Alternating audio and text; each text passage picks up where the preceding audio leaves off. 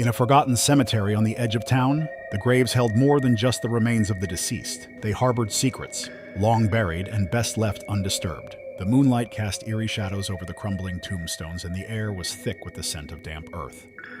One autumn night, a group of friends, intrigued by tales of the haunted graveyard, decided to explore it under the cover of darkness.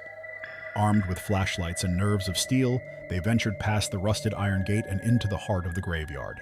As they wandered through the rows of graves, they felt an unsettling chill in the air. The wind whispered through the trees, carrying faint, mournful cries that sent shivers down their spines. They brushed it off as their imagination, but deep down, they knew something was wrong. Suddenly, one of the flashlights flickered and went out, plunging them into near darkness. In the feeble glow of the remaining lights, they saw movement among the graves.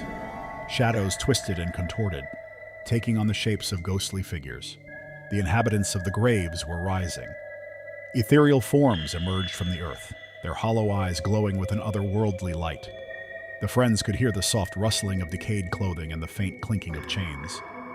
Panic set in as they realized they were not alone.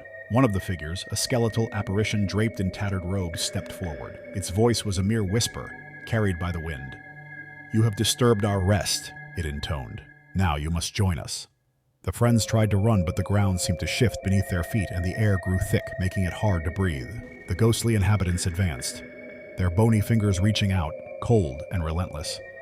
Desperation fueled their escape, and they managed to break free from the clutches of the restless dead. They sprinted through the graveyard, not daring to look back until they burst through the iron gate and into the safety of the living world. Breathless and trembling, they vowed never to return to the cemetery. The memory of the spectral figures and their chilling words would haunt them forever. The graves remained undisturbed once more, but the legend of the haunted cemetery lived on, a reminder that some secrets are better left buried.